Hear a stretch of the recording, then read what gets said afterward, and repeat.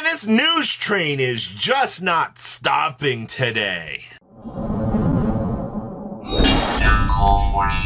Make sure you guys smash the like crap out of that subscribe button so you guys don't miss out on more Oz content. Now, I bet you didn't expect more news out here, but okay. So, we got the announcement for the next upcoming stream, which these are usually clear indicators of things that we need to watch on the secondary market just to, you know, kind of keep things going here. So, things we have here. So, we have your standard guest here, but you're going to be like, who in the world is this? Okay, well, we'll talk about that here in a second. It is the Shinji Weber. We also have the voice actor of Shark and the voice actor of Trey, or 3 out here. You gotta love your translations on, you know, the dub to the sub. Anyway, introducing the special card, the Dragon Pride of Soul. So we will be getting the second iteration of the card for this stream. There's going to be a Duelist report, which will probably be a wrap-up, I would assume, from their Nationals, which is being streamed this weekend. Tactical Try all-power presentation.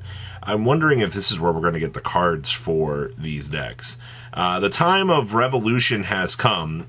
Commons stand and fight. Okay. Introducing the brand new Shark cards. Yu-Gi-Oh! Information, official card game product sealed news, how to use the brand new cards, and the Rage of the Abyss product commercial and world debut, where we'll probably get a spoiler for a couple of abnormalities here. So, things to note out of this stream here. So, Trey, also known as 3 in the Japanese version. Most of you might know this duelist. Gotta love your Yugipedia page. Oh, Trey plays a Chronomaly deck focused on swarming and quickly exceed summoning on your opponent. Now, let's call this what this is here at this point in time. I mean, we just got new Gimmick Puppet support in the last set. Konami went through and did some, you know, rank up shenanigans, kind of gave them some interesting little power-ups along the way. But it was enough to kind of leave you desiring a little bit more. You know what I mean? It's cool that, you know, they're probably pushing something Chronomaly related here, but because, you know, we're going to have 3's voice actor on. So in terms of your Chronomaly stuff right now, surprisingly enough, the Machu Mech here is pushing you at a nice $16 across the board. Like, there's been no real buyouts on this thing today, because I don't think people have really looked at this stuff and went, oh, you know, we can pick this up. I mean, also, anything to make number 6 more viable, in my opinion, is fine. Like, as much as, like, we look at this card and we're like, hey, you know, it'd be really cool to be able to do something with this. Yeah, I think it would. A free burn by sending, you know, something equipped to this would be very nice. But I mean, like, you have one FT or one OTK enabler. Well, technically 2 FTK enablers here. And you get down here to the things like the Crystal Chrononaut, and you're like, who even plays this stuff, you know? Same thing with number C6. Yes, we do have number C6. This was an actual card that did see play, but I don't even... What does this thing even actually do? Target one monster, your opponent controls equipped to this card. This card gains 1,000 attack for each monster equipped to it. If it has number C6 as a material, it gains this effect. Detach 3 materials from this card. Send a number of monster minimum 1 equipped to this card to the graveyard. Your opponent's life points become 100. Oh, okay, yeah, that's pretty cute. But we need support to make that viable, which I don't know if it's going to actually happen. And of course, out here, Mr. Nebradisc. This was the card that literally made everything happy. I mean, you had one sale on this at 63 cents today, which means people are not looking at the Chronomaly stuff. So, I mean, if you believe in this Chronomaly stuff and you're like, hey, you know, I want my Chronomaly core, I want to mess around with this. A lot of premium gold stuff out here.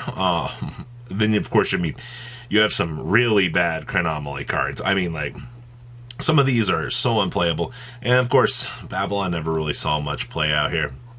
Vimana out here, you guys remember this from Dawn of Majesty, right? Nice 9-cent card. Yeah, I think Nebradisc, besides, you know, like the 2 Exceed monsters and everything else that's kind of present here, yeah, the 2 cents for Battles reprints out here, seems seems pretty enticing to me. All little things considered. You guys also remember the triathlon as well, and the excitement we had for that. And then of course the advent calendar number 6 coming in at a nice $3 out here. So interesting. Should you pick up Chronomaly stuff? I'll be honest with you. This stuff is so cheap, minus the Machu Mech and the Atlantis. I don't see why not having the core just in case something interesting comes out of this. To go, now I remember showing you who in the world is this. This is Shinji Weber.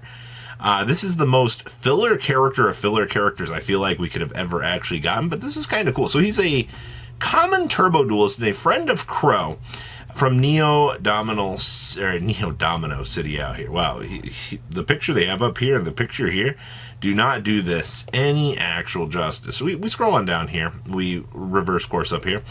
Shinji runs a Battle Wasp deck that focuses on swarming the field with monsters for a Synchro Summon. His monsters have attack, manipulation, and burn effects, and he compares his monsters to the commons of Neo Domino City and sees them as an example of what commons can do if they work together like bees. That is such an interesting cop-out in terms of a design for an effect. But you know what?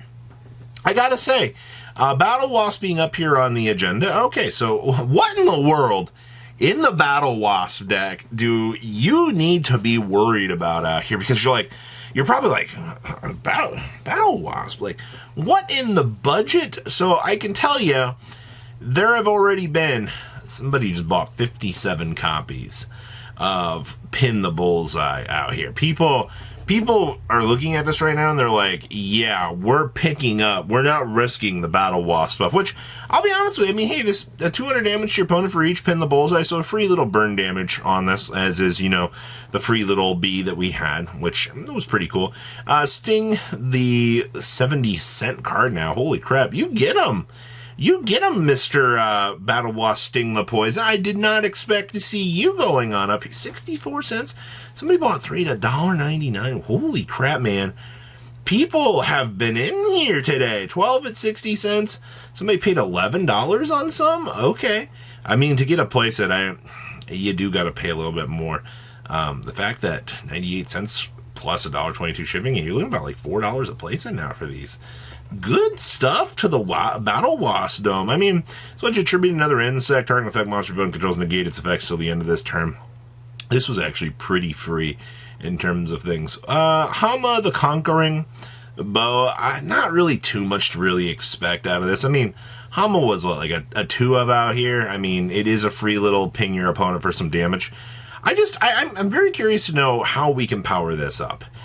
Because, we definitely, summon some Battle Wasp from the deck would be really nice. Twin Bow the Attacker, these are 25 cents. I'm assuming that, the sales trucking on in here very easily on this. Same thing back here with the Albarist, the Rapid Fire. These are getting a little bit out of hand. This is disgusting. Nice 23 cents on that, but alright, market, I see you. And then, of course, the Azua, the Ghost Bow. 200 listings for this. Just a little bit shy of this. 10 cents across the board. I mean, you've got those rapid fire triggers being pulled on this. Same thing out here with Halberd, the Charge. But remember, I mean, Ballista the Armageddon was your big boss monster that you had for this. I'm assuming whatever that they choose to do with this here. Yeah, if this Synchro Summon card in its owner's control is destroyed by an opponent, special summon 3 of your banished level 7 or lower insect monsters. This is actually entirely generic, which is actually kind of cool, actually. I gotta give them a little bit of credit where credit is due for that. So that's actually pretty cool. And then, of course, the Dart the Hunter and Battle Wasp Nest out here. But, I mean, that's it in terms of this. So whatever they're going to give to Battle Wasp is probably going to be a non-anime version of this stuff. I do foresee Konami trying to push something a little bit more original on the side of things for the Battle Wasp, news. But for now, hey, you have a heads up. If you want Battle Wasp stuff or if you want Chronomaly stuff, support is coming for the next week and actually be the 21st we're getting this, so 2 weeks out. But it's enough of a warning to kind of give you a heads up. So please, comment down below, tell me what you guys think, and I'll see your beautiful faces back here later today, guys. Patrons, thank you.